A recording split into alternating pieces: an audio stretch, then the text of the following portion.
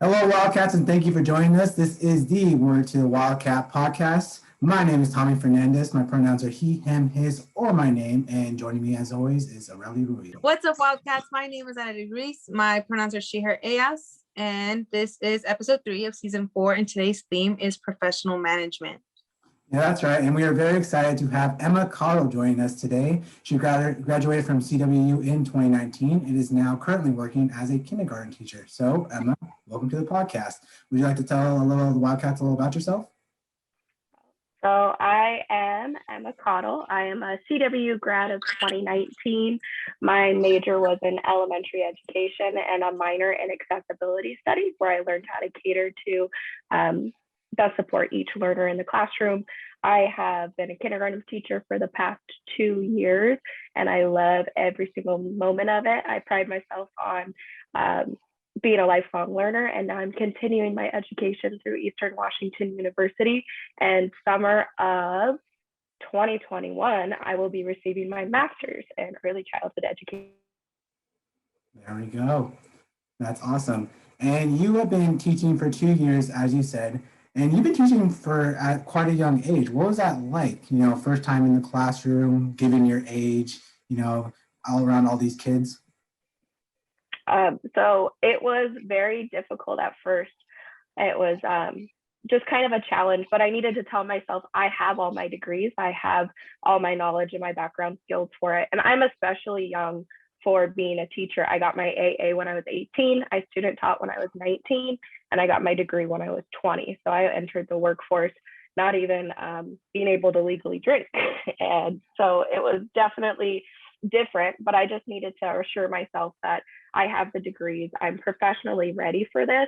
I've done my ed TPA, I've gone through everything that I needed to, and that I'm ready for it. And I think half the battle was telling myself that I needed to be ready for this. And also because with my confidence, and if I come in and I have all my stuff together, then parents are going to see that too, administration is going to see that too. And so I think just hyping myself up and doing well and having all my stuff together has helped me for success. I think that's great, Emma. For those of you who don't know, Emma's one of my biggest inspirations when it comes to teaching. As I'm student teaching, I always ask her all the questions because, I think she hit a huge point right now talking about being young and trying to be a professional. She entered the workforce a lot younger than I am. I'm student teaching at 23, and I still feel like my age is a huge factor when trying to contribute to the conversation or trying to address administration. Because I don't know if you experience this, Emma, but just trying to talk to the principals, admins, even your mentor teacher, it's intimidating because a lot of them, they have a lot of years of experience. I was wondering, how has your view of professionalism impacted how you started off? Like, did you think that this is professionalism, this is what I need to do in order to be a teacher, or did you just try to be your most authentic self, like from the get-go? I had a background of education. My mom's a teacher, and so I kind of knew how the education workforce looked like, sounded like, all that kind of stuff. And then I honestly just went in and I said, I'm new at this, and asked some questions when I had questions. And I've also learned that through education, a lot of it is evolving and it's constantly changing. So a lot of administration and my mentor teacher and other people, they're looking for new voices on how can we modify instruction to best support each learner. And so you go in with your ideas, and you're always there to just talk to each other and collaborate with other people. Yeah, and we mentioned administration, but one thing for me when I was growing up, I used to ref basketball games. And the one thing that I kind of had the most problem with wasn't like my boss or anything, it was actually like the parents. Because they would just see me as this kid going in like, oh, he doesn't know what he's doing, he's calling the game. But for you being a teacher at that age, I bet at some of those parent-teacher conferences, they might have looked at you like, she's pretty young for what she's doing. So what was your reaction to all that?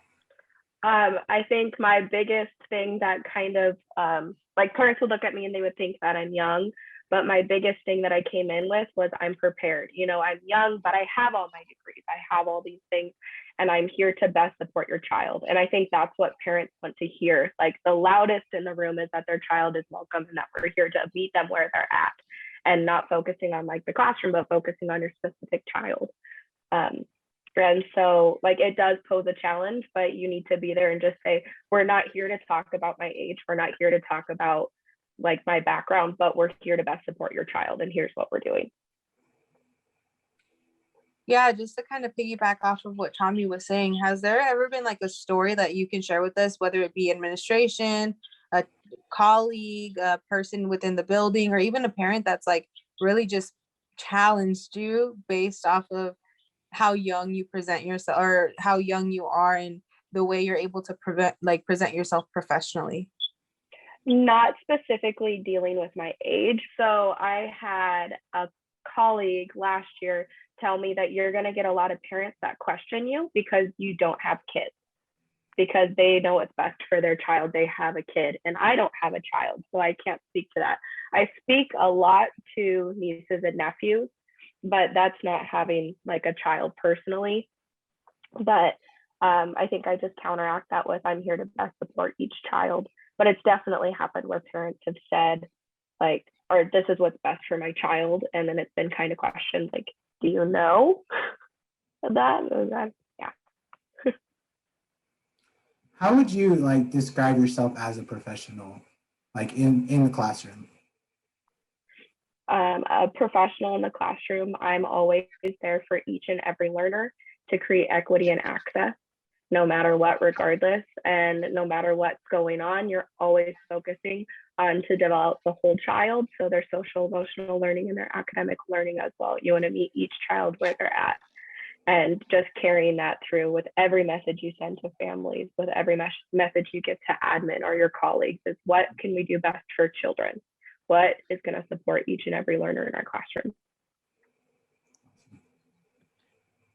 Just so I know that Emma and I have had this conversation, I'm pretty sure Tommy's heard us talk about this, Emma, beforehand, is we always discuss, just in general, how the profession of teaching does not get the respect it deserves for being or seen.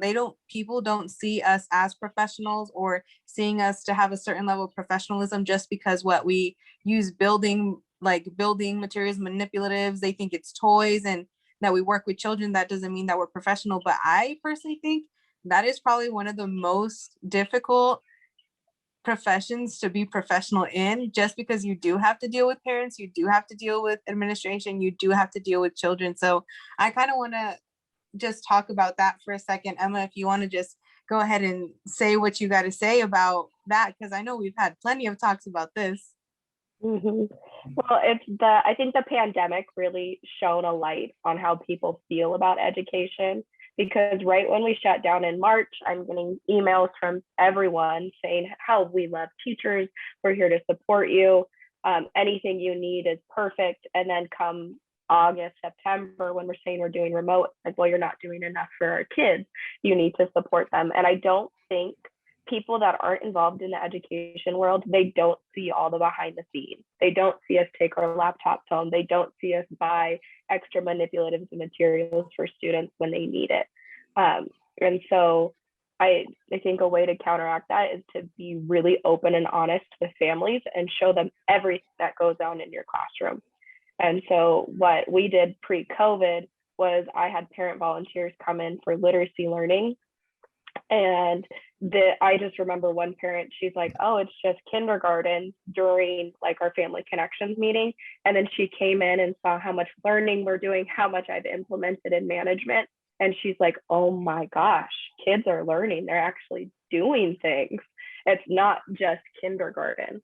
And so I think having families just see what's going on, or people in the community see what's going on, and then they truly, like, I think it would be a different dialogue or conversation.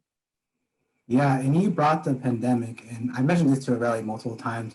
One thing is like you had to change your whole approach to how you teach, because teaching in person, teaching online, obviously different. But even for some of the kids, like, some parents are on top of their kids 24/7. You're reading, keeping on track, making sure they're at their age level. But there are some kids where like all they did was, play games or went outside, so they weren't at the same level. So how did you like have to manage that? It was completely different, like in March compared to what it was in September, because March you're dealing with, or I guess in September, we had families, like if you're registering for kindergarten, you kind of know what you're signing up for at that time.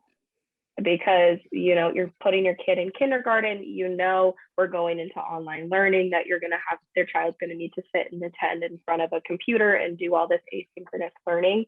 But in March, it was like we took attendance once a week, and they just had to log on to any learning app. They had to attend any Zoom meeting, even if their microphone and their camera was off. And so I think I'm not sure, it opened up like another dialogue or a conversation between like, what can we do to reach each and every learner? And it turned into teachers kind of flipping up education. Like, what can we do? How many things can we put online for kids just to access? And if they access one thing, then we know that they've succeeded. So it was a challenge to balance everything and try to figure everything out. Yeah, and I don't know who's calling y'all not professional for teaching, because you should just show them all the work you did here at Central. Because that's one thing that even my partner, she is in teaching as well, and just seeing your curriculum and all what professors pushed on you, it's incredible that y'all are able to stay afloat and manage being a student at the same time. Because I've seen some of those assignments, I'm like, thank God I didn't choose teaching. But It's definitely a lot of work, but it's like you put in so much work, but it's so rewarding. You see the kids smile as you see them learn and grow. It's all worth it. Like it's crazy how much we do, and I wish my workload was less, but I mean, I love my job. I wouldn't trade it for anything in the world. That's something that I just really admire, because I mean, one, I feel like just in general professionalism, most of the time when you think of a professional, we think of the stereotypical suit and tie, always on the grind, always having back to back to back to back meetings. And I feel like even then, people don't give teachers the credit that they deserve, because that's literally what we do. We may not wear suit and tie, but we have back to back meetings with our teachers or our administration or our students. Those are meetings in themselves.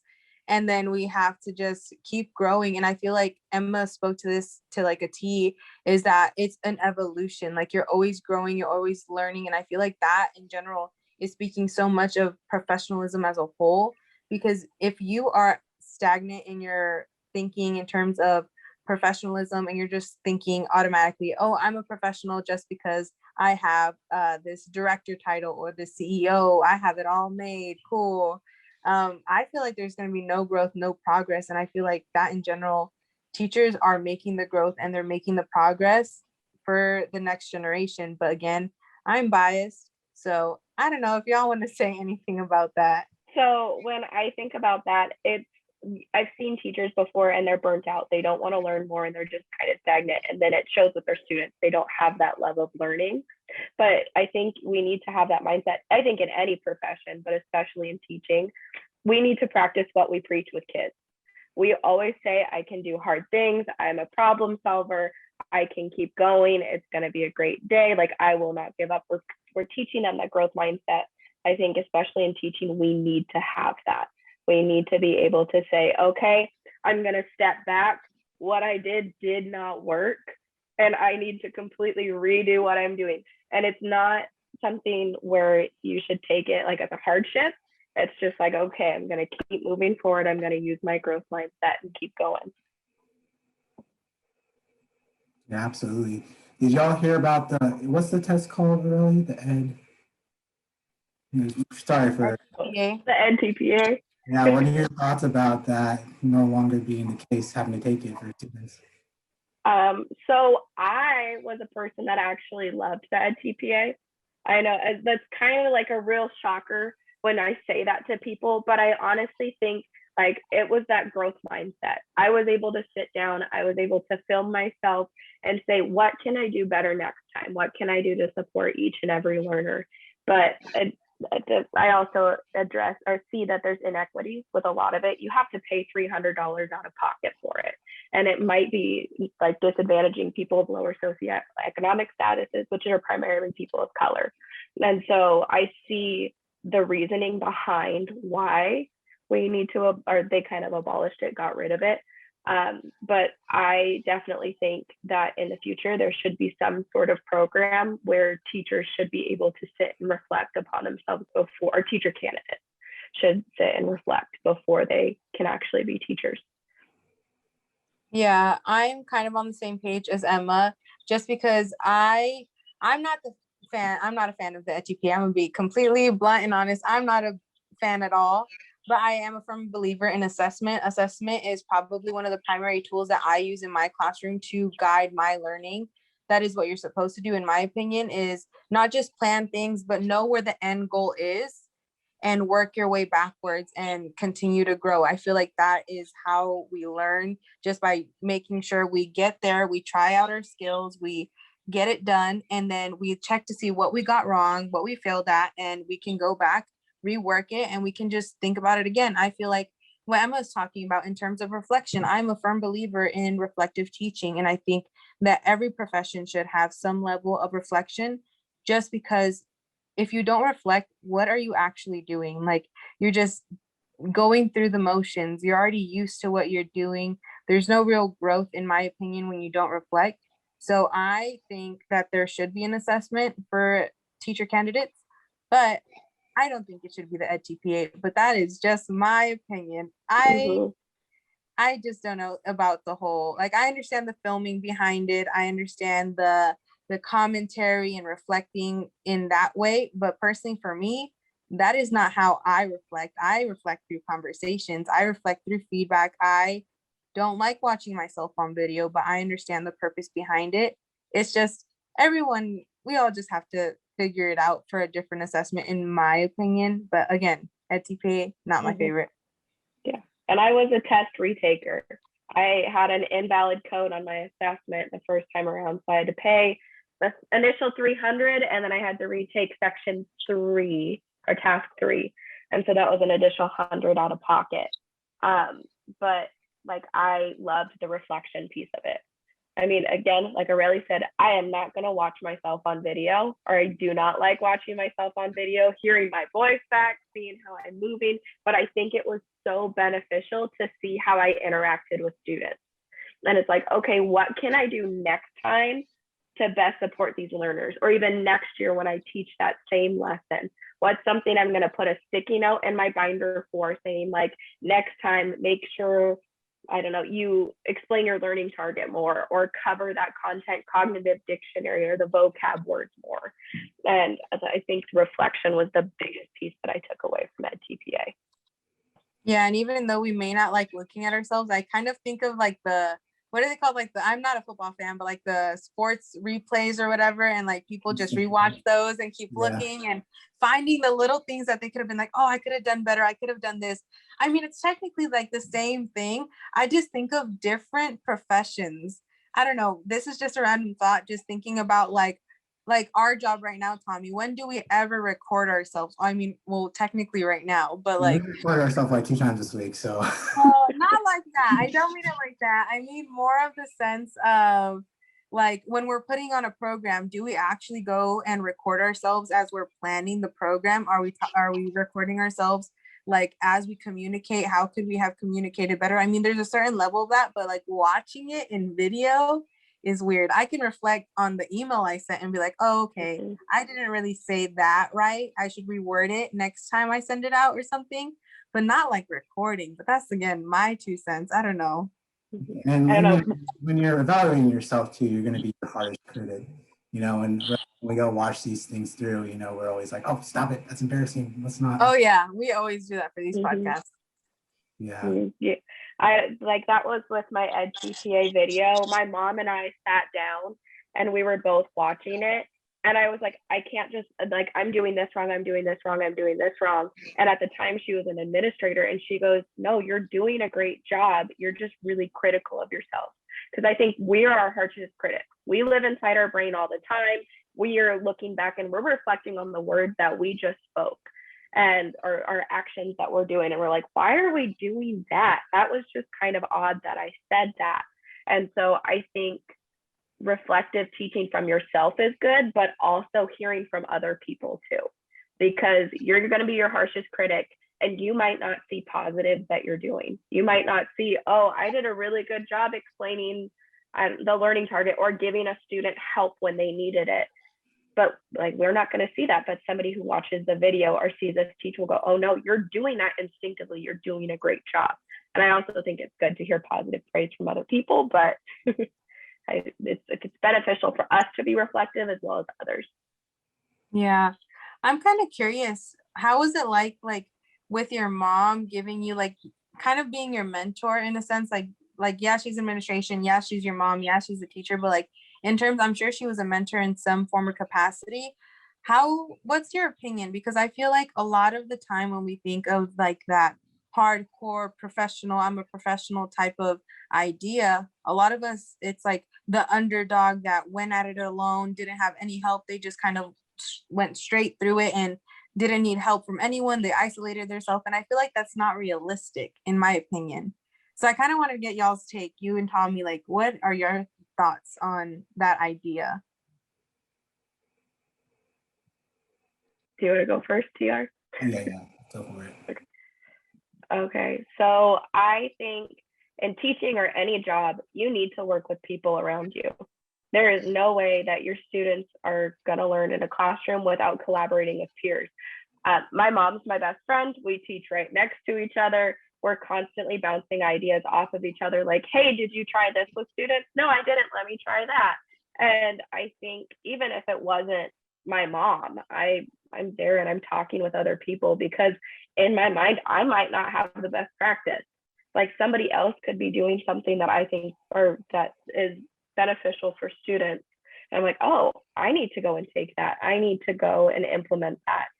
And we also, pre-COVID, we did response to intervention, which is like students would bounce around into different groups. And we would have to rely on our teammates to take students and teach them in different groups, like high, medium, low, to meet them where they're at. And so I think collaboration is huge. If you're in your own little bubble and you're not talking to other people, you're not going to learn, you're not going to grow, and you might be doing something that's not beneficial and it's not working. So I think just collaboration is huge. Yeah, absolutely. And then going off what Emma said, I think that just like thinking that you can do it all by yourself is just a small way of thinking. You know, coming into college, they tell you you need a network, start meeting people, building up your inner circle. And I think that just applies, because there's going to be days where you're not going to know the answer. So you are going to reach out for help. You're going to see things that how people do it, and you're going to be like, oh, that's how I can do it. And you think it's just going to help you in the long run, instead of you stressing yourself out to the point where it's like, I can't do this, but then that's because you have no one to support. Yeah, I agree. I genuinely think like right now that I'm in student teaching, like my biggest support system is my mentor teacher. And like I have met her before, but it wasn't like interactions with one another because I was in a different second grade classroom. She was just a part of the team. So I knew of her, I knew about her, but I didn't know her. And like I just had to do a lesson today. And Emma, your words are very encouraging, because I don't think I did the best job, just because it was my first time having my mentor teacher in the room with me. And it made me a little bit more nervous because I've had to teach lessons before when she wasn't there, but this time it was a little bit different. And so it was a little nerve-wracking. I went a little too long and whatnot. She gave me some great feedback that I wouldn't have really considered beforehand, because to me, timing is everything. But I never thought about when I was planning the length. So when she told me all of that, I was like, okay, next time I'm going to do this. And then me just reflecting upon my my lesson and how the students were assessed and how they managed the workload, it definitely made me think of what's the next step? What am I going to do to support these students, especially thinking of where they're coming from in terms of behavior or just cognitive abilities. It's just really interesting. And yes, I will definitely be taking everything you just said and asking my mentor teacher a ton more questions come Monday. Just saying. There you go. Emma, you might get an email from me too. Be like, hey, can you watch this and tell me how I did? Yep. Anytime. So it's no question that being a teacher involves a lot like outside the classroom. You're not just working for the, class day. Requires a lot of work, what I'm trying to say. But how do you like manage like that in your personal life too? Because we're all at a young age, we're just graduating, we're thinking about the future, thinking about all the big adult purchases we're about to be spending. So how do you like manage all of that and make sure you don't burn out? So I am going to be honest, it's hard. It's really hard to find a balance because with teachers, we're paid for our contracted time and we're not really paid outside of that. And I found myself my first couple months of teaching wanting to be in the classroom early, wanting to be in it late, taking work home, doing all these things. And I think I needed to tell myself that the work will be there tomorrow. My work will be there tomorrow. It'll be there next week. And the beginning of the year, I do a lot of front loading with students. And we do a lot of like, here's our routines, our procedures. Every day we're going to do, I don't know, rainbow writing, something else, something else. And so I have all those materials planned and prepped where it's just a complete cycle. And after the first kind of couple months, we're in a routine. Students are in a routine with how they're managed or how we do our classroom management. And then I have everything kind of managed on my end where I can take out one page, put it in for next week into my bins.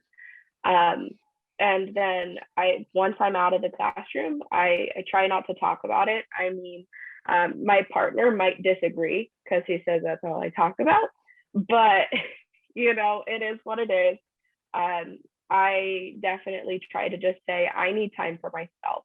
I need to step away from my work and I need to just shut my laptop. And it's also difficult now because, I'm going to school for my master's. So it feels like I'm shutting my work laptop and opening up my master's homework. And I think just having a balance where it's like, okay, everything needs to be shut. I need to turn off all my electronics and I just need to sit and talk to someone. Or I'm going to sit and I'm going to make a dinner. And that's why I probably cook a lot. Like, I think you guys have seen it before. Like, I'll just come over to Ellensburg and it's like, okay, I made bread for everyone, or I made mac and cheese.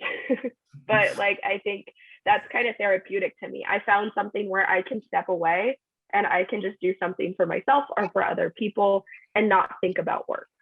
So I think just like the little compartments in your brain, you tell yourself like, okay, work is work. It will be there tomorrow. I'm going to go and do this. And this is for myself so I can calm and I can de-stress and actually prepare myself because you can't run on an empty engine or an empty tank, right? Empty engine, tank? I don't know anything about cars. So. I'm pretty sure it's tank, right? Yeah, I think so. Yeah, gas tank. It sounded good. Whichever it is, you just need to make sure that we're taking care of our cars and ourselves. Yes. Mm-hmm.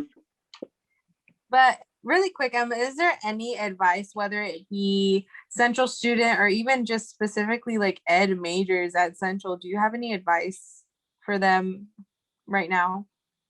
Don't be afraid. Like, if something is, I don't know, my student teaching was kind of wonky. I had a teacher that didn't have super strong management and she it was difficult. I had to go in and I had to completely redo classroom management. I had to bring out Harry Wong's Fancy Dancy First 100 Days of School and talk about what to do. And I started from scratch with students. And so it was difficult.